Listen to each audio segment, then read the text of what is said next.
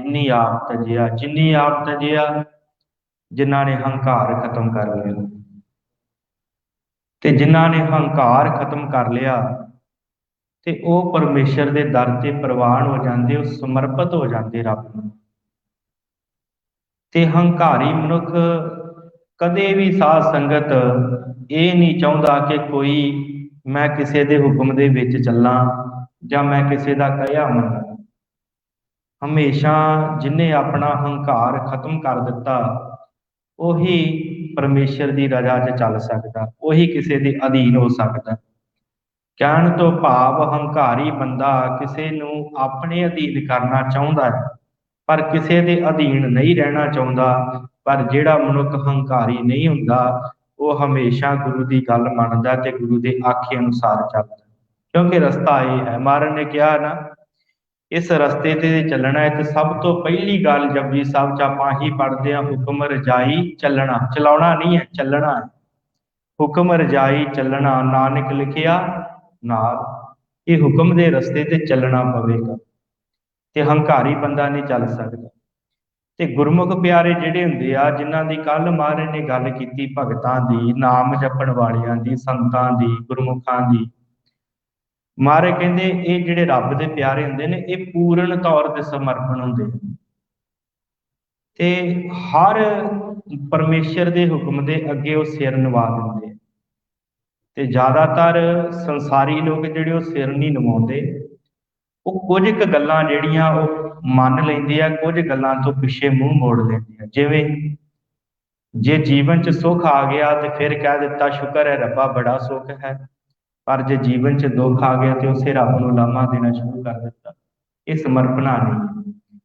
ਤੇ ਜੇ ਆਨੰਦ ਪ੍ਰਾਪਤ ਕਰਨਾ ਤੇ ਗੁਰੂ ਅਮਰਦਾਸ ਮਹਾਰਾਜ ਸੱਚੇ ਪਾਤਸ਼ਾਹ ਕਹਿੰਦੇ ਆ ਕਿ ਪੂਰਨ ਤੌਰ ਤੇ ਸਮਰਪਣ ਹੋ ਜਾ ਗੁਰੂ ਨੂੰ, ਪੂਰਨ ਤੌਰ ਤੇ। ਗੁਰੂ ਅੱਗੇ ਆਪਾਂ ਭੇਟ ਕਰਦੇ, ਜੇ ਜੀਵਨ 'ਚ ਸੁੱਖ ਹੈ, ਜੇ ਦੁੱਖ ਹੈ, ਕੁਛ ਵੀ ਜੀਵਨ 'ਚ ਵਾਪਰਦਾ ਹੈ, ਤੇ ਮਹਾਰਾਜ ਸੱਚੇ ਪਾਤਸ਼ਾਹ ਕਹਿੰਦੇ ਉਹਨੂੰ ਮਿੱਠਾ ਕਰਕੇ ਮੰਗਣਾ। ਕਿਉਂ? ਕਿਉਂਕਿ ਸੰਸਾਰ ਦੀ ਹਰ ਵਸਤੂ ਉਸ ਪਰਮੇਸ਼ਰ ਦੇ ਅਧੀਨ ਚੱਲ ਰਹੀ ਹੈ। ਹਰ ਚੀਜ਼ ਚੱਲਦੀ ਪਈ ਹੈ। ਆਸਾ ਦੀ ਵਾਰ 'ਚ ਆਪਾਂ ਪੜ੍ਹਦੇ ਆ ਨਾ, ਭੈ ਵਿੱਚ ਪਵਨ ਵਹੈ ਸਦ ਵਾਓ, ਭੈ ਵਿੱਚ ਚੱਲੈ ਲੱਖ ਦਰਿਆਓ, ਭੈ ਵਿੱਚ ਅਗਨ ਕੱਢੈ ਬੇਕਾਰ, ਭੈ ਵਿੱਚ ਧਰਤੀ ਦੱਬੀ ਭਾਰ। ਸਾਰਾ ਕੁਝ ਚੱਲਦਾ ਪਿਆ। ਤੇ ਜੇ ਸੰਸਾਰ ਦੀ ਹਰ ਵਸਤੂ ਉਸ ਰੱਬ ਦੇ ਭੈ ਦੇ ਵਿੱਚ, ਉਹਦੇ ਨਿਯਮ ਦੇ ਵਿੱਚ, ਉਹਦੇ ਹੁਕਮ ਦੇ ਵਿੱਚ ਚੱਲਦੀ ਹੈ, ਤੇ ਜੇ ਉਹ ਚੱਲਦੀ ਹੈ ਤੇ ਅਸੀਂ ਕਿਉਂ ਨਹੀਂ ਚੱਲ ਸਕਦੇ? ਸਾਡਾ ਵੀ ਜੀਵਨ ਸਮਰਪਣ ਹੋ ਜਾਵੇ ਨਾ ਗੁਰੂ ਨੂੰ, ਸਾਡਾ ਵੀ ਜੀਵਨ ਅਕਾਲ ਪੁਰਖ ਨੂੰ ਸਮਰਪਿਤ ਹੋ ਜਾਵੇ ਤੇ ਅਸੀਂ ਵੀ ਉਸ ਰੱਬੀ ਹੁਕਮ ਦੇ ਵਿੱਚ ਚੱਲੀ। ਤੇ ਸੰਸਾਰ ਦੀ ਕੋਈ ਵਸਤੂ ਉਸ ਪਰਮੇਸ਼ਰ ਦੇ ਹੁਕਮ ਤੋਂ ਬਾਹਰੀ ਨਹੀਂ। ਇੱਕ ਬਾਹਰੀ ਹੈ ਤੇ ਸਿਰਫ ਮਨੁੱਖ। ਤੇ ਇਹ ਬਾਹਰੀ ਹੈ ਵੀ ਕਿਉਂ? ਕਿਉਂਕਿ ਪਰਮੇਸ਼ਰ ਨੇ ਮਾਇਆ ਵਰਤਾਈ ਹੋਈ ਹੈ ਤੇ ਉਹ ਮਾਇਆ ਸਿਰਫ ਮਨੁੱਖ ਵਾਸਤੇ ਵਰਤਦੀ ਸੰਸਾਰ 'ਚ। ਤਾਂ ਕਰਕੇ ਮਨੁੱਖ ਸੰਸਾਰ ਦੇ ਵਿੱਚੋਂ ਜਿਹੜਾ ਨਾ ਰੱਬੀ ਹੁਕਮ ਤੋਂ ਥੋੜਾ ਵੱਖਰਾ ਹੋ ਜਾਂਦਾ। ਤੇ ਇਹਦੇ ਵਾਸਤੇ ਫਿਰ ਸਾਨੂੰ ਗੁਰਬਾਣੀ ਵਾਰ-ਵਾਰ ਇਹ ਸਮਝਾਉਂਦੀ ਹੈ ਕਿ ਭਾਈ, ਜੇ ਜੀਵਨ 'ਚ ਕੁਛ ਪ੍ਰਾਪਤ ਕਰਨਾ ਹੈ, ਜੇ ਜੀਵਨ ਦੀ ਸੱਚੀ ਸੇਧ ਲੈਣੀ ਹੈ, ਤੇ ਗੁਰੂ ਦੇ ਕੋਲ ਆ, ਗੁਰੂ ਦੁਆਰੇ ਬੈਠ, ਤੇ ਇੱਥੇ ਬੈਠ ਕੇ ਤੈਨੂੰ ਉਹ ਸੋਝੀ ਪ੍ਰਾਪਤ ਹੋਵੇਗੀ ਜਿਹਦੇ ਨਾਲ ਤੇਰਾ ਜੀਵਨ ਸੁਚੱਜਾ ਹੋਵੇ।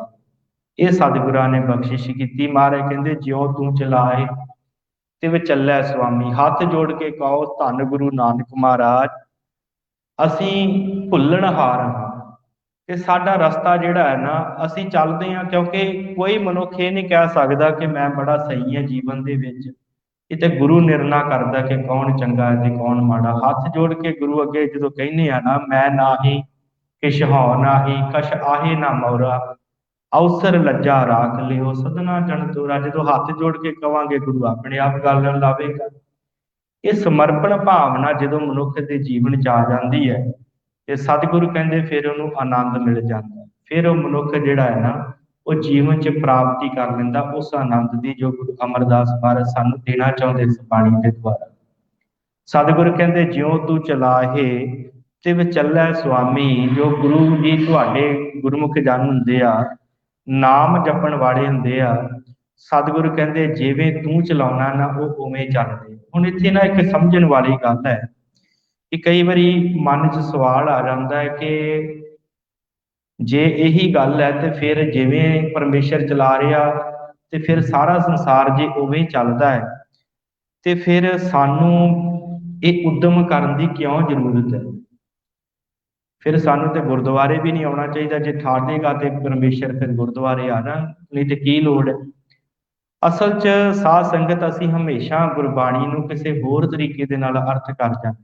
ਇਹ ਅਸਲੀ ਅਰਥ ਨਹੀਂ ਹੈ, ਕਿਉਂਕਿ ਗੁਰੂ ਨੇ ਸਾਨੂੰ ਇਹ ਵੀ ਮੱਤ ਦਿੱਤੀ ਹੈ ਕਿ ਜੀਵਨ ਦਾ ਮਨੋਰਥ ਜਿਹੜਾ ਉਹ ਬੜਾ ਵੱਡਾ ਹੈ ਸਾਡੇ ਜੀਵਨ ਦਾ। ਜੇ ਆਪਾਂ ਨੂੰ ਇਹ ਸਵਾਸ ਮਿਲਿਆ ਨਾ, ਇਹਦਾ ਭਾਵ ਇਹ ਨਹੀਂ ਹੈ ਕਿ ਇਹਨਾਂ ਸਵਾਸਾਂ ਨੂੰ ਇਵੇਂ ਅਜਾਈਂ ਗਵਾ ਦਈਏ। ਇਹਦਾ ਕੋਈ ਮਨੋਰਥ ਹੈ ਤੇ ਉਹਦੇ ਵਾਸਤੇ ਸਾਨੂੰ ਉਦਮ ਕਰਨਾ ਪਵੇਗਾ। ਇਹ ਨਹੀਂ ਕਿ ਜੇ ਕੋਈ ਮਨੁੱਖ ਠੇਕੇ ਤੇ ਬੈਠਾ ਹੈ, ਸ਼ਰਾਬ ਪੀਂਦਾ ਹੈ, ਜੇ ਕੋਈ ਵਿਕਾਰ ਕਮਾਈ ਜਾਂਦਾ ਤੇ ਉਹ ਵੀ ਕਹੀ ਜਾਵੇ ਪਰਮੇਸ਼ਰ ਜੋ ਤੂੰ ਚਲਾਏ ਤੇ ਚੱਲੇ ਸੁਆਮੀ। ਨਹੀਂ, ਇੱਥੇ ਅਰਥ ਇਹ ਨਹੀਂ ਹੈ।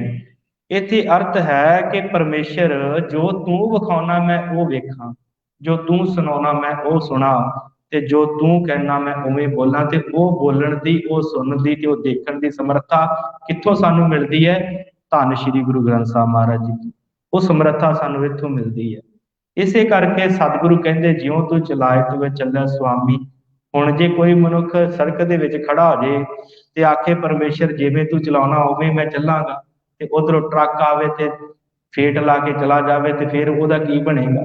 ਮੌਤ ਹੋ ਜਾਏਗੀ ਨਾ। ਇਸੇ ਪ੍ਰਕਾਰ ਗੁਰੂ ਅਮਰਦਾਸ ਮਹਾਰਾਜ ਦੇ ਜੀਵਨ 'ਚ ਇੱਕ ਬੜੀ ਸੋਹਣੀ ਘਟਨਾ ਯਾਦ ਆ ਗਈ ਕਿ ਗੁਰੂ ਅਮਰਦਾਸ ਮਹਾਰਾਜ ਲੰਘ ਰਹੇ ਸੀ, ਸਿੱਖ ਨਾਲ ਸਨ ਤੇ ਬਾਰਿਸ਼ ਕਾਫੀ ਹੋਈ ਸੀ ਤੇ ਇੱਕ ਕੱਚੀ ਕੰਧ ਸੀ, ਉਹਦੇ ਲਾਗੋਂ ਦੀ ਮਹਾਰਾਜ ਲੰਘਣ ਲੱਗੇ ਤੇ ਉਹ ਕੱਚੀ ਕੰਧ ਡਿੱਗ ਪਈ। ਜਦ ਡਿੱਗਣ ਲੱਗੀ ਮਹਾਰਾਜ ਨੇ ਇੱਕਦਮ ਛਾਲ ਮਾਰੀ ਤੇ ਪਾਸੇ ਹੋ ਗਏ ਗੁਰੂ ਅਮਰਦਾਸ ਮਹਾਰਾਜ। ਜਦੋਂ ਪਾਸੇ ਹੋਏ ਸਿੱਖਾਂ ਨੇ ਕਿਹਾ ਧੰਨ ਗੁਰੂ ਅਮਰਦਾਸ ਸੱਚੇ ਪਾਤਸ਼ਾਹ, ਤੁਸੀਂ ਕਿਉਂ ਮੌਤ ਤੋਂ ਡਰਦੇ? ਸਾਨੂੰ ਤਾਂ ਬੜਾ ਉਪਦੇਸ਼ ਦਿੰਦੇ ਜੋ ਮੌਤ ਤੋਂ ਡਰਨਾ ਨਹੀਂ ਚਾਹੀਦਾ, ਪਰ ਤੁਸੀਂ ਕਿਉਂ ਡਰ ਗਏ? ਤੇ ਸਤਿਗੁਰੂ ਗੁਰੂ ਅਮਰਦਾਸ ਮਹਾਰਾਜ ਨੇ ਕਿਹਾ ਜੇ ਮੈਨੂੰ ਗੁਰੂ ਨੇ ਇਹ ਸਿਖਾਇਆ ਹੈ ਕਿ ਗੁਰੂ ਦੇ ਹੁਕਮ ਦੇ ਵਿੱਚ ਚੱਲਣਾ ਹੈ, ਤੇ ਨਾਲ ਇਹ ਵੀ ਸਿਖਾਇਆ ਹੈ ਕਿ ਜੀਵਨ ਬੜਾ ਅਮੋਲਕ, ਇਹਨੂੰ ਐਵੇਂ ਨਹੀਂ ਗਵਾ ਦੇਣਾ। ਜੀਵਨ ਬੜਾ ਅਮੋਲਕ ਹੈ।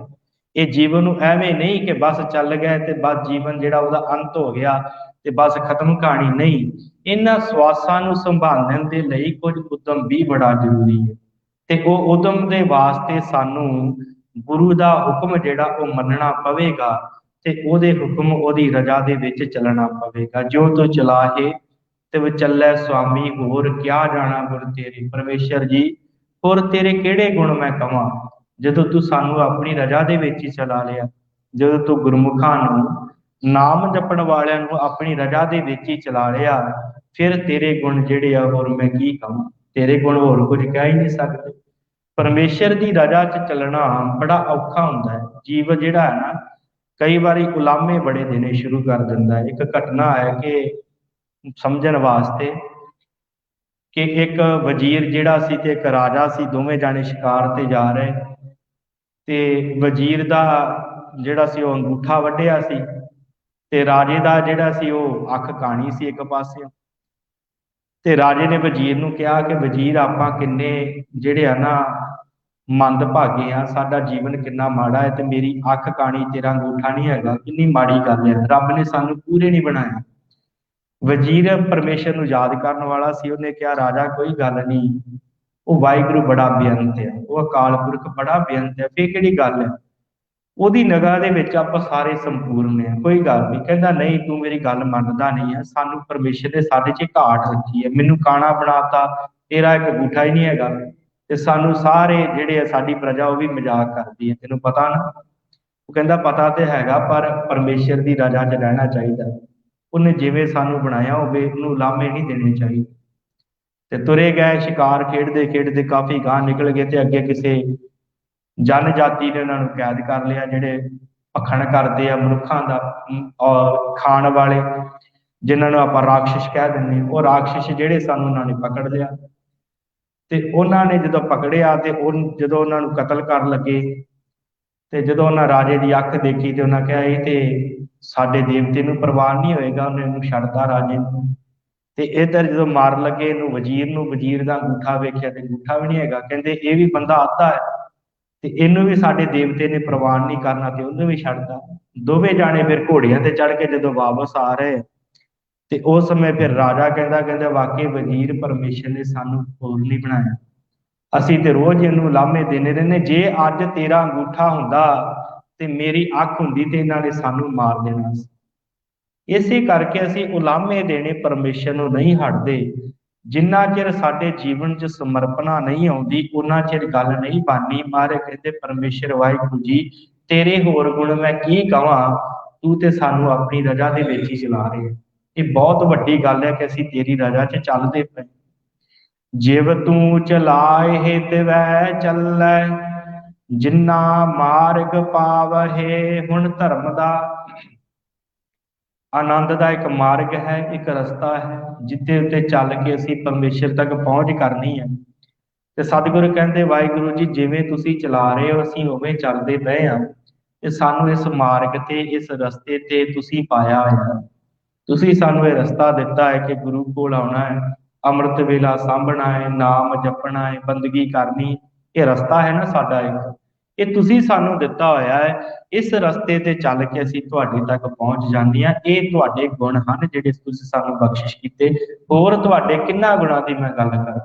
ਜਦੋਂ ਰਜਾ ਦੇ ਵਿੱਚ ਹੀ ਚਲਾ ਲਿਆ ਤੁਸੀਂ ਸਾਨੂੰ, ਤੇ ਫਿਰ ਪਿੱਛੇ ਕੁਝ ਰਹਿ ਹੀ ਨਹੀਂ ਗਿਆ। ਕਿਉਂਕਿ ਸਾਧ ਸੰਗਤ ਪਰਮੇਸ਼ਰ ਜਿਹੜਾ ਹੈ ਨਾ, ਉਹ ਪਰਮੇਸ਼ਰ ਭਗਤ ਜਨਾਂ ਦਾ ਪਿਆਰ ਦਾ ਬੱਧਾ ਹੋਇਆ। ਤੇ ਜਦੋਂ ਪਰਮੇਸ਼ਰ ਵਾਹਿਗੁਰੂ ਨੂੰ ਭਗਤ ਜਨ ਪਿਆਰ ਦੇ ਨਾਲ ਬੰਨ੍ਹ ਲੈਂਦੇ ਹਨ, ਫਿਰ ਪਰਮੇਸ਼ਰ ਵੀ ਭਗਤਾਂ ਦੇ ਕੋਲੋਂ ਛੁੱਟਦਾ ਨਹੀਂ। ਗੁਰਬਾਣੀ ਦੇ ਅੰਦਰ ਸਤਿਗੁਰੂ ਕਹਿੰਦੇ ਆ, ਮੇਰੀ ਬਾਂਦੀ ਭਗਤ ਛਡਾਵੈ, ਬਾਧੇ ਭਗਤ ਨ ਛੁਟੈ ਪੁੱਤ। ਕਹਿੰਦੇ ਜੇ ਕਿਤੇ ਪਰਮੇਸ਼ਰ ਜੀ ਕਹਿੰਦੇ ਮੈਂ ਬੰਨ ਦੇਵਾਂ ਕਿਸੇ ਨੂੰ, ਤੇ ਮੇਰਿਆ ਬੰਨਿਆ ਹੋਇਆ ਭਗਤ ਛਡਾ ਸਕਦਾ। ਜੇ ਕਿਤੇ ਭਗਤ ਕਿਸੇ ਨੂੰ ਬੰਨ ਲਵੇ, ਪਰਮੇਸ਼ਰ ਕਹਿੰਦਾ ਮੈਂ ਉਹਨੂੰ ਛਡਾ ਨਹੀਂ ਸਕਦਾ। ਕਿਉਂ? ਕਿਉਂਕਿ ਪਰਮੇਸ਼ਰ ਜਿਹੜਾ ਵਾਹਿਗੁਰੂ ਜੋ ਹੈ ਉਹ ਪ੍ਰੇਮ ਦੇ ਬੰਧਨ ਦੇ ਵਿੱਚ ਬੱਝਦਾ। ਤੇ ਜਿਨ੍ਹਾਂ ਨੇ ਇਹ ਰਸਤੇ ਤੇ ਚੱਲ ਕੇ ਪ੍ਰੇਮ ਦਾ ਰਸਤਾ ਪਕੜ ਲਿਆ, ਜਿਨ੍ਹਾਂ ਨੇ ਨਾਮ ਦਾ ਰਸਤਾ ਪਕੜ ਲਿਆ, ਤੇ ਰੱਬ ਉਹਨਾਂ ਦੇ ਕੋਲ ਹੈ, ਰੱਬ ਉਹਨਾਂ ਦੇ ਪ੍ਰਾਪਤ ਹੋ ਜਾਂਦਾ।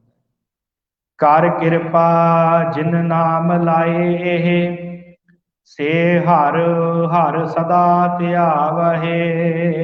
ਕਰ ਕਿਰਪਾ ਜਿਨ ਨਾਮ ਲਾਏ। ਹੁਣ ਸਾਧ ਸੰਗਤ ਕਈ ਵਾਰੀ ਇਹ ਵੀ ਗੱਲ ਮਨ ਵਿੱਚ ਆਉਂਦੀ ਹੈ ਕਿ ਜੇ ਉਸ ਰੱਬ ਨੂੰ ਮਿਲਣਾ ਹੈ ਤੇ ਚੰਗੇ ਕਰਮ ਹੀ ਕਰਨੇ ਹੈ, ਤੇ ਫਿਰ ਨਾਮ ਜਪਣ ਦਾ ਕੀ ਫਾਇਦਾ। ਬੰਦਾ ਚੰਗੇ ਕਰਮ ਕਰੀ ਜਾਵੇ, ਠੀਕ ਹੈ, ਚੰਗੇ ਕਰਮ ਕਰੀ ਜਾਓ ਤੇ ਆਪੇ ਰੱਬ ਮਿਲ ਜਾਵੇਗਾ। ਪਰ ਸਤਿਗੁਰਾਂ ਨੇ ਜਪਜੀ ਸਾਹਿਬ ਦੇ ਅੰਦਰ ਬੜੀ ਸੁੰਦਰ ਸ਼ਲੋਕ ਦੇ ਅੰਦਰ ਗੱਲ ਦੱਸੀ। ਮਹਾਰਾਜ ਕਹਿੰਦੇ ਆ ਚੰਗਿਆਈਆਂ ਬੁਰਾਈਆਂ, ਔਰ ਚੰਗੇ ਕਰਮ ਤੇ ਮਾੜੇ ਕਰਮ ਕੰਮ ਜਿਹੜੇ ਆਪਾਂ ਕਰਦੇ ਹਾਂ, ਕਿ ਜੇ ਰੱਬ ਨੂੰ ਮਿਲਣਾ ਹੈ ਤੇ ਕੁਝ ਕਹਿੰਦੇ ਆ ਕਿ ਚੰਗੇ ਕਰਮ ਕਰਨੇ ਚਾਹੀਦੇ। ਮੈਂ ਇਸ ਗੱਲ ਤੋਂ ਨਹੀਂ ਨਾ ਕਰਦਾ ਕਿ ਚੰਗੇ ਕਰਮ ਨਹੀਂ ਕਰਨੇ ਚਾਹੀਦੇ, ਚਾਹੀਦੇ ਜੀਵਨ ਚੰਗੇ ਕਰਮ। ਪਰ ਸਤਿਗੁਰ ਕਹਿੰਦੇ ਜਿਹੜੇ ਚੰਗੇ ਕਰਮ ਆ, ਚੰਗਿਆਈਆਂ ਤੇ ਬੁਰਾਈਆਂ, ਉਹ ਧਰਮ ਰਾਜਾ ਵਾਚਦਾ। ਚੰਗਿਆਈਆਂ ਬੁਰਾਈਆਂ ਵਾਚੈ ਧਰਮ ਹਦੂਰ, ਕਰਮੀ ਆਪੋ ਆਪਣੀ ਕੇ ਨੇੜੇ ਕੇ ਦੂਰ। ਫਿਰ ਸਤਿਗੁਰਾਂ ਨੇ ਕਿਹਾ ਜਿਨੀ ਨਾਮ ਧਿਆਇਆ। ਪੁੱਛ ਗਿਛ ਉਹਨਾਂ ਦੀ ਹੁੰਦੀ ਹੈ ਜਿਹੜੇ ਕਰਮ ਕਮਾਉਂਦੇ, ਭਾਵੇਂ ਚੰਗੇ ਹੋਣ ਤੇ ਭਾਵੇਂ ਮਾੜੇ ਹੋਣ, ਉਹਨਾਂ ਤੇ ਪੁੱਛ ਗਿਛ ਹੋਣੀ ਹੈ, ਧਰਮ ਰਾਜੇ ਨੇ ਕਰਨੀ ਹੈ। ਪਰ ਜਿਹੜੇ ਨਾਮ ਜਪਦੇ ਨੇ, ਜਿਨੀ ਨਾਮ ਧਿਆਇਆ ਗਏ ਮੁਸਕਤ ਘਾਣ, ਨਾਨਕ ਤੇ ਮੁਖੁਜਲੇ ਖੇਤੀ ਛੁੱਟੀ ਨਾਲ, ਉਹਨਾਂ ਦੀ ਪੁੱਛ ਗਿਛ ਨਹੀਂ ਹੈ। ਉਹਨਾਂ ਦੀ ਕਿਸੇ ਧਰਮ ਰਾਜੇ ਨੇ ਉਹਨਾਂ ਨੂੰ ਕੁਛ ਨਹੀਂ ਕਹਿਣਾ, ਸਾਰਾ ਕੁਛ ਨਾਮ ਦੇ ਵਿੱਚ ਆ ਜਾਣਾ। ਇਸੇ ਕਰਕੇ ਮਹਾਰਾਜ ਕਹਿੰਦੇ ਕਰ ਕਿਰਪਾ ਜਿਨ ਨਾਮ ਲਾਏ। ਵਾਹਿਗੁਰੂ ਜੀ ਜਿਨ੍ਹਾਂ ਨੂੰ ਤੁਸੀਂ ਨਾਮ ਦੇ ਵਿੱਚ ਲਾਇਆ, ਜਿਨ੍ਹਾਂ ਨੂੰ ਤੁਸੀਂ ਬੰਦਗੀ ਕਰਨ ਦੇ ਵਿੱਚ ਲਾਇਆ, ਬਾਣੀ ਪੜ੍ਹਨ ਦੇ ਵਿੱਚ ਲਾਇਆ, ਕੀਰਤਨ ਕਥਾ ਸਰਵਣ ਕਰਨ ਚ ਲਾਇਆ, ਕਰ ਕਿਰਪਾ ਜਿਨ੍ਹਾਂ ਦੇ ਉੱਤੇ ਤੁਸੀਂ ਕਿਰਪਾ ਕੀਤੀ, ਨਾਮ ਲਾਏ ਸੇ ਹਰ ਹਰ ਸਦਾ ਧਿਆਵੇ। ਉਹ ਤੁਹਾਨੂੰ ਧਿਆਉਂਦੇ ਰਹਿੰਦੇ, ਹਰੀ ਹਰੀ ਵਾਹਿਗੁਰੂ ਵਾਹਿਗੁਰੂ ਜਪਦੇ ਰਹਿੰਦੇ। ਸੇ ਹਰ ਹਰ ਸਦਾ ਧਿਆਵੇ, ਸਦਾ ਹੀ ਤੁਹਾਨੂੰ ਧਿਆਉਂਦੇ ਰਹਿੰਦੇ ਆ।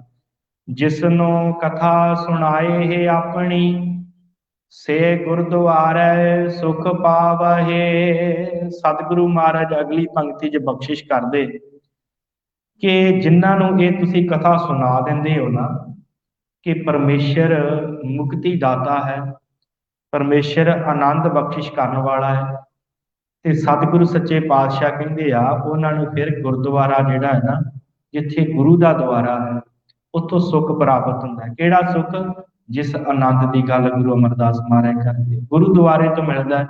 ਕੁਝ ਲੋਕ ਇਹ ਗੱਲ ਕਹਿ ਦਿੰਦੇ ਆ ਕਿ ਗੁਰਦੁਆਰਾ ਜਿਵੇਂ ਇਕੱਲਿਆਂ ਵਿਹਲੜਾ ਵਾਸਤੇ ਹੁੰਦਾ, ਕਹਿ ਦਿੰਦੇ ਆ ਨਾ ਕਿ 4 ਦਿਨ ਕਿਸੇ ਨੂੰ ਕੰਮ ਨਾ ਮਿਲੇ, ਉਹ ਕਹਿੰਦਾ ਹੁਣ ਗੁਰਦੁਆਰੇ ਜਾ ਕੇ ਬਹਿ ਜਾਈਏ, ਤੇ ਉਹਦਾ ਕਹਿਣ ਦਾ ਭਾਵ ਹੁੰਦਾ ਜਿਵੇਂ ਗੁਰਦੁਆਰੇ ਸਿਰਫ ਵਿਹਲੜ ਬੈਠਦੇ ਨਹੀਂ। ਇੱਥੋਂ ਅਸੀਂ ਕੁਝ ਸਿੱਖਦੇ ਹਾਂ, ਇਹ ਸਾਡੀ ਧਰਮਸ਼ਾਲਾ ਹੈ। ਜੀਵਨ ਦੇ ਵਿੱਚ ਅਸੀਂ ਕੀ ਕਰਨਾ ਹੈ, ਕਿਸ ਮਨੋਰਥ ਤੱਕ ਅੱਪੜਨਾ ਹੈ, ਉਹਦੇ ਵਾਸਤੇ ਸਾਨੂੰ ਗੁਰਦੁਆਰਾ ਸਾਰਾ ਕੁਝ ਸਿਖਾਉਂਦਾ ਹੈ। ਤੇ ਸਿਰਫ ਗੁਰਦੁਆਰਾ ਇੱਕ ਬਿਲਡਿੰਗ ਨਹੀਂ ਹੁੰਦੀ ਸਾਧ ਸੰਗਤ, ਇਹ ਅੱਜ ਸਾਡੀ ਘਾਟ ਹੈ ਬਹੁਤ ਵੱਡੀ, ਕਿ ਵੱਡੇ ਤੋਂ ਵੱਡਾ ਗੁਰਦੁਆਰਾ ਉਸਾਰ ਲੈਂਦੇ ਹਾਂ, ਬਹੁਤ ਸੋਹਣਾ ਪੱਥਰ ਲਾ ਲੈਂਦੇ ਹਾਂ, ਪਰ ਜਦੋਂ ਅਸੀਂ ਕਿਸੇ ਗ੍ਰੰਥੀ ਨੂੰ ਰੱਖਣਾ ਹੁੰਦਾ ਉਦੋਂ ਅਸੀਂ 5-6 ਹਜ਼ਾਰ ਵਾਲਾ ਭਾਲਦੇ ਲੱਭਦੇ ਹਾਂ ਅਸੀਂ। ਤੇ ਉਹ ਫਿਰ ਉਹ ਵੀ ਉਸੇ ਤਰ੍ਹਾਂ ਦਾ ਹੁੰਦਾ ਹੈ ਕਿ ਬਸ ਆ ਗਿਆ ਤੇ ਅੱਖਾਂ 'ਚ ਗਿੱਡ ਉਸੇ ਤਰ੍ਹਾਂ ਤੇ ਬਾਣੀ ਮਾੜੀ ਮੋਟੀ ਪੜੀ ਤੇ ਚਲਾ ਗਿਆ। ਫਿਰ ਇਹੋ ਜਿਹਿਆਂ ਨੂੰ ਤੇ ਫਿਰ ਇਹੋ ਜਿਹੇ ਸਿਆਣੇ ਕਹਿੰਦੇ ਮਿਲਦੇ ਹੁੰਦੇ। ਇਸੇ ਕਰਕੇ ਸਤਿਗੁਰੂ ਸੱਚੇ ਪਾਤਸ਼ਾਹ ਕਹਿੰਦੇ ਆ ਕਿ ਗੁਰਦੁਆਰੇ ਦੇ ਵਿੱਚੋਂ ਸੁੱਖ ਲੈਣਾ ਹੈ, ਤੇ ਸੁੱਖ ਤੇ ਉਦੋਂ ਹੀ ਮਿਲੇਗਾ ਨਾ ਜਦੋਂ ਗੁਰਦੁਆਰੇ ਦਾ ਗ੍ਰੰਥੀ ਸਾਨੂੰ ਕੁਛ ਨਾ ਕੁਛ ਦੱਸੇ, ਗੁਰੂ ਦੀ ਗੱਲ, ਕੁਛ ਭਗਤੀ ਦੀ ਗੱਲ, ਕੁਛ ਬੰਦਗੀ ਦੀ ਗੱਲ, ਕੁਛ ਨਾਮ ਦੀ ਗੱਲ, ਕੁਛ ਨਾ ਕੁਛ ਸਾਡੇ ਜੀਵਨ ਨੂੰ ਬਦਲਣ ਦਾ ਯਤਨ ਕਰੇ, ਤੇ ਉਹਦੇ ਨਾਲ ਹੀ ਜੀਵਨ ਜਿਹੜਾ ਬਦਲਦਾ। ਨਹੀਂ ਤੇ ਸਾਧ ਸੰਗਤ ਬੜੇ ਗੁਰਦੁਆਰੇ ਨੇ ਜਿਨ੍ਹਾਂ ਦੇ ਵਿੱਚ ਗ੍ਰੰਥੀ ਬੈਠੇ ਆ, ਗਦਾ ਕਰਦੇ ਛਕ ਲੈਂਦੇ ਆ, ਸੰਗਤ ਆਉਂਦੀ ਮੱਥਾ ਟੇਕ ਕੇ ਜਾਈ ਜਾਂਦੀ, ਪਰ ਕਦੀ ਸੰਗਤ ਵਾਲਾ ਉਹ ਗੱਲ ਨਹੀਂ ਬਣਦੀ। ਕਿਉਂਕਿ ਬੈਠ ਕੇ ਕੀਰਤਨ ਸਰਵਣ ਕਰਨਾ, ਕਥਾ ਸਰਵਣ ਕਰਨੀ, ਬਾਣੀ ਪੜ੍ਹਨੀ, ਇਹ ਸਾਨੂੰ ਗੁਰਦੁਆਰੇ 'ਚ ਪ੍ਰਾਪਤ ਹੁੰਦਾ। ਤੇ ਜੇ ਗੁਰਦੁਆਰੇ ਦਾ ਮਨੋਰਥ ਸਿਰਫ ਪੱਥਰ ਲਾ ਕੇ ਤੇ ਚੰਗੇ ਤੋਂ ਚੰਗਾ ਚੰਦੋਆ ਚੜਾ ਕੇ ਤੇ ਚੰਗੇ ਤੋਂ ਚੰਗੀਆਂ ਲਵਾਰੀਆਂ ਸਾਰਾ ਕੁਝ ਬਣਾ ਕੇ ਤੇ ਵਿੱਚ ਗ੍ਰੰਥੀ ਉਹੋ ਜਿਹਾ ਰੱਖ ਲਿਆ, ਫਿਰ ਜੀਵਨ ਨਹੀਂ ਬਦਲੇਗਾ। ਜੀਵਨ ਵਿਚਾਰ ਨਾਲ ਬਦਲਣਾ ਹੈ, ਤੇ ਵਿਚਾਰ ਪ੍ਰਾਪਤ ਹੋਣੀ ਹੈ ਗੁਰੂ ਦੇ ਕੋਲੋਂ, ਤੇ ਗੁਰੂ ਦੀ ਵਿਚਾਰ ਸਾਨੂੰ ਦੱਸਣੀ ਹੈ ਕਿਸੇ ਗੁਰੂ ਦੇ ਵਜ਼ੀਰ ਨੇ। ਤੇ ਜੇ ਗੁਰੂ ਦੇ ਵਜ਼ੀਰ ਨੇ ਸਾਨੂੰ ਵਿਚਾਰ ਨਾ ਦੱਸੀ ਤੇ ਜੀਵਨ ਕਿੱਥੋਂ ਬਦਲੇਗਾ? ਪੱਥਰ ਜੀਵਨ ਨਹੀਂ ਬਦਲ ਸਕਦਾ, ਚਾਂਦਨੀਆਂ ਚੰਦੋਏ ਜੀਵਨ ਨਹੀਂ ਬਦਲ ਸਕਦੇ। ਤੇ ਸਾਧ ਸੰਗਤ ਜੀਵਨ ਬਦਲਣਾ ਹੁੰਦਾ ਹੈ ਗੁਰੂ ਦੀ ਵਿਚਾਰ ਨਾਲ, ਤੇ ਗੁਰੂ ਦੀ ਵਿਚਾਰ ਸਾਨੂੰ ਗੁਰੂ ਘਰ ਦਾ ਗ੍ਰੰਥੀ ਹੀ ਸਿਖਾ ਸਕਦਾ, ਗੁਰੂ ਘਰ ਦਾ ਵਜ਼ੀਰ, ਜਾਂ ਸਾਨੂੰ ਕੋਈ ਗੁਰਮੁਖ ਪਿਆਰਾ ਨਾਮ ਜਪਣ ਵਾਲਾ ਕੁਛ ਨਾ ਕੁਛ ਦੱਸ ਸਕਦਾ। ਇਹ ਸਾਡੀ ਤਰਾਸਦੀ ਹੈ, ਇਹ ਗੱਲ ਸਾਨੂੰ ਮੰਨ ਲੈਣੀ ਚਾਹੀਦੀ ਅਜੋਕੇ ਸਮੇਂ ਦੇ ਵਿੱਚ ਖਾਸ ਕਰਕੇ। ਤੇ ਭਾਈ ਕਾਹਨ ਸਿੰਘ ਨਾਭਾ ਨੇ ਇਹ ਗੱਲ ਲਿਖੀ ਹੈ, ਉਹ ਕਹਿੰਦੇ ਆ ਕਿ ਗੁਰਦੁਆਰਾ ਭੁੱਖਿਆਂ ਦੇ ਲਈ ਜਿਹੜਾ ਹੈ ਨਾ ਉਹ ਲੰਗਰ ਦਾ ਇੰਤਜ਼ਾਮ ਕਰਦਾ ਹੈ, ਤੇ ਜੇ ਕੋਈ ਬਿਮਾਰ ਹੈ ਉਹਦੇ ਵਾਸਤੇ ਵੈਦਗਿਰੀ ਦਾ ਕੰਮ ਗੁਰਦੁਆਰਾ ਕਰਦਾ ਹੈ, ਤੇ ਇਹ ਵਿਦਿਆਰਥੀਆਂ ਦੇ ਵਾਸਤੇ ਵਿਦਿਆ ਦਾ ਕੰਮ ਕਰਦਾ ਹੈ। ਤੇ ਜਿਹੜਾ ਅਧਿਆਤਮਿਕ ਅਭਿਲਾਸ਼ੀ ਹੁੰਦਾ, ਭਾਵ ਜਿਹਨੇ ਅਧਿਆਤਮਿਕਤਾ ਦੀ ਪ੍ਰਾਪਤੀ ਕਰਨੀ ਹੁੰਦੀ ਆ, ਉਹਦੇ ਵਾਸਤੇ ਗੁਰਦੁਆਰਾ ਜਿਹੜਾ ਹੁੰਦਾ ਹੈ ਉਹਨੂੰ ਆਨੰਦ ਦੀ ਪ੍ਰਾਪਤੀ ਵੀ ਕਰਾਉਂਦਾ, ਜਿਹਦੇ ਆਪਾਂ ਗੱਲ ਅੱਜ ਕਰਦੇ ਪਏ। ਇਸੇ ਕਰਕੇ ਸਤਿਗੁਰੂ ਕਹਿੰਦੇ ਗੁਰਦੁਆਰੇ ਸੁਖ ਪਾਵਹਿ, ਗੁਰੂਦੁਆਰੇ ਦੇ ਵਿੱਚੋਂ ਇਹ ਚੀਜ਼ਾਂ ਪ੍ਰਾਪਤ ਹੁੰਦੀਆਂ, ਤੇ ਉਹ ਪ੍ਰਾਪਤ ਉਦੋਂ ਹੁੰਦੀਆਂ ਜੇ ਅਸੀਂ ਗੁਰੂ ਦੀ ਸੰਗਤ ਵਿੱਚ ਬੈਠਾਂ। ਜੇ ਗੁਰੂ ਦੇ ਕੋਲ ਹੀ ਨਾ ਬੈਠੇ, ਆਏ ਮੱਥਾ ਟੇਕ ਕੇ ਚਲੇ ਗਏ, ਤੇ ਫਿਰ ਵਿਚਾਰ ਕਿੱਥੋਂ ਲਵਾਂਗੇ? ਨਹੀਂ ਕੁਛ ਜੀਵਨ ਬਦਲ ਸਕਦਾ। ਤੇ ਜੀਵਨ ਤਾਂ ਹੀ ਅੱਜ ਨਹੀਂ ਬਦਲ ਰਿਹਾ, ਜਿਹੜੇ ਸਿੱਖ ਹਨ ਉਹਨਾਂ ਦਾ ਜੀਵਨ ਕਿਉਂ ਨਹੀਂ ਬਦਲਦਾ? ਆਪਾਂ ਕਈ ਵਾਰੀ ਕਹਿ ਦਿੰਦੇ ਆ ਕਿ ਆਮ ਹੀ ਵਿਚਾਰ ਚੱਲਦੀ ਹੈ ਕਿ ਸੱਜਣ ਠੱਗ ਨੇ ਇੱਕ ਸ਼ਬਦ ਸੁਣਿਆ ਤੇ ਉਹਦਾ ਜੀਵਨ ਬਦਲ ਗਿਆ, ਪਰ ਅਸੀਂ ਰੋਜ਼ ਸੰਗਤ ਜਾਉਂਦੇ ਸਾਡਾ ਜੀਵਨ ਨਹੀਂ ਬਦਲਦਾ। ਕਿਉਂ ਨਹੀਂ ਬਦਲਦਾ? ਕਿਉਂਕਿ ਅਸੀਂ ਉਸ ਭਾਵਨਾ ਦੇ ਨਾਲ ਨਹੀਂ ਆਉਂਦੇ ਜਿਸ ਭਾਵਨਾ ਦੇ ਨਾਲ ਸੱਜਣ ਠੱਗ ਨੇ ਸ਼ਬਦ ਸੁਣਿਆ ਸੀ। ਤੇ ਉਹ ਭਾਵਨਾ ਸਾਡੇ ਅੰਦਰ ਪੈਦਾ ਕਿਵੇਂ ਹੋਏਗੀ? ਜਦੋਂ ਵਾਰ-ਵਾਰ ਗੁਰੂ ਕੋਲ ਆਵਾਂਗੇ, ਵਾਰ-ਵਾਰ ਬਾਣੀ ਸੁਣਾਂਗੇ, ਵਾਰ-ਵਾਰ ਕੀਰਤਨ ਸੁਣਾਂਗੇ, ਉਹ ਭਾਵਨਾ ਇੱਕ ਦਿਨ ਬਣੇਗੀ। ਫਿਰ ਉਹ ਰਸਤੇ ਤੇ ਗੁਰੂ ਚਲਾ ਦੇਵੇਗਾ, ਜਿੰਨਾ ਮਾਰਗ ਪਾਵੇ ਸੋ ਮਾਰਗ ਤੇ ਗੁਰੂ ਪਾ ਦੇਵੇਗਾ। ਤੇ ਗੁਰੂ ਦੇ ਘਰ ਦੇ ਵਿੱਚ ਕੋਈ ਘਾਟ ਨਹੀਂ ਹੁੰਦੀ, ਇੱਥੋਂ ਹਰ ਚੀਜ਼ ਦੀ ਪ੍ਰਾਪਤੀ ਹੁੰਦੀ ਹੈ। ਗੁਰੂ ਕਿਸੇ ਦੇ ਕੋਲੋਂ ਕੋਈ ਪਰਦਾ ਨਹੀਂ ਰੱਖਦਾ। ਜਿਹੜਾ ਗੁਰੂ ਦਾ ਹੋ ਜਾਂਦਾ ਹੈ, ਗੁਰੂ ਦੇ ਕੋਲੋਂ ਕੋਈ ਪਰਦਾ ਨਹੀਂ ਰੱਖਦਾ, ਤੇ ਗੁਰੂ ਨੂੰ ਇਹ ਪਤਾ ਹੁੰਦਾ ਹੈ ਕਿ ਕੌਣ ਚੰਗਾ ਹੈ, ਕੌਣ ਮਾੜਾ ਹੈ, ਕਿਹਨੂੰ ਕਿੰਨਾ ਦੇਣਾ, ਇਹ ਵੀ ਗੁਰੂ ਨੂੰ ਪਤਾ ਹੈ। ਗੁਰੂ ਤੋਂ ਕੁਛ ਲੁਕਿਆ ਥੋੜੀ ਹੈ। ਸਤਿਗੁਰੂ ਸੱਚੇ ਪਾਤਸ਼ਾਹ ਕਹਿੰਦੇ ਜਿਸ ਨੂੰ ਕਥਾ ਸੁਣਾਏ ਇਹ ਆਪਣੀ, ਜਿਹਨੂੰ ਇਹ ਕਥਾ ਸੁਣਾਉਂਦਾ ਕਿ ਭਾਈ ਜਪਣ ਵਾਲੇ ਤਰ ਗਏ, ਜਿਨ੍ਹਾਂ ਨੇ ਨਾਮ ਜਪਿਆ ਉਹ ਪਾਰ ਉਤਾਰਾ ਹੋ ਗਿਆ, ਜਿਹੜੇ ਸੰਗਤ 'ਚ ਬੈਠੇ ਉਹਨਾਂ ਦਾ ਪਾਰ ਉਤਾਰਾ ਹੋ ਗਿਆ। ਤੇ ਫਿਰ ਮਨੁੱਖ ਗੁਰਦੁਆਰਿਆਂ ਨੂੰ ਭੱਜਦਾ, ਫਿਰ ਕਹਿੰਦਾ ਮੈਨੂੰ ਵੀ ਕੁਛ ਮਿਲ ਜੇ, ਮੈਂ ਵੀ ਕੁਛ ਪ੍ਰਾਪਤ ਕਰ ਲਾਂ। ਤੇ ਸੇ ਗੁਰਦੁਆਰੇ ਸੁਖ ਪਾਵਹਿ, ਕਹੈ ਨਾਨਕ ਸੱਚੇ ਸਾਹਿਬ, ਜਿਉ ਭਾਵੈ ਤਿਨਾ ਚਲਾਵਹਿ। ਸਤਿਗੁਰੂ ਸੱਚੇ ਪਾਤਸ਼ਾਹ ਕਹਿੰਦੇ ਆ, ਹੇ ਸੱਚੇ ਸਾਹਿਬ, ਹੇ ਸੱਚੇ ਪਰਮੇਸ਼ਰ, ਹੇ ਵਾਹਿਗੁਰੂ ਜੀ, ਜਿਵੇਂ ਤੈਨੂੰ ਭਾਉਂਦਾ ਉਵੇਂ ਤੂੰ ਸਾਨੂੰ ਚਲਾ ਰਿਹਾ ਹੈ। ਸਾਰਾ ਸੰਸਾਰ ਜਿਹੜਾ ਉਹ ਤੇਰੀ ਰਜ਼ਾ ਦੇ ਵਿੱਚ ਹੈ, ਤੇ ਅਸੀਂ ਵੀ ਤੇਰੀ ਰਜ਼ਾ ਦੇ ਵਿੱਚ ਚੱਲ ਰਹੇ ਹਾਂ। ਤੇ ਸਾਨੂੰ ਵੀ ਆਪਣਾ ਪੱਲਾ ਫੜਾ ਦਿਓ, ਤੇ ਜਿਵੇਂ ਤੁਸੀਂ ਕਹੋ ਅਸੀਂ ਉਵੇਂ ਚੱਲ ਸਕੀਏ, ਇਹ ਸਾਡੇ ਜੀਵਨ ਦਾ ਮਨੋਰਥ ਬਣ ਜਾਵੇ ਤੇ ਇਸ ਮਨੋਰਥ ਦੁਆਰਾ ਹੀ ਆਨੰਦ ਦੀ ਪ੍ਰਾਪਤੀ ਹੋ ਸਕਦੀ ਹੈ। ਸੋ ਸਤਿਗੁਰੂ ਰਹਿਮਤ ਕਰਨ 15 ਪੌੜੀਆਂ ਆਪਾਂ ਜਿਹੜੀਆਂ ਹਨ ਉਹ ਵਿਚਾਰ ਲਈਆਂ ਹਨ। ਕੱਲ ਨੂੰ 16ਵੀਂ ਪੌੜੀ ਆਰੰਭ ਹੋਵੇਗੀ। ਇੰਨੀਆਂ ਕੁ ਵਿਚਾਰਾਂ ਆਪ ਜੀ ਨੇ ਜਿਹੜੀਆਂ ਪ੍ਰਵਾਨ ਕਰਨੀਆਂ ਹੋਈਆਂ, ਭੁੱਲਾਂ ਚੁੱਕਾਂ ਦੀ ਖਿਮਾ ਬੁਲਾਓ ਫਤਿਹ ਜੀ। ਵਾਹਿਗੁਰੂ ਜੀ ਕਾ ਖਾਲਸਾ, ਵਾਹਿਗੁਰੂ ਜੀ ਕੀ ਫਤਿਹ। ਰਾਮ ਕਲੀ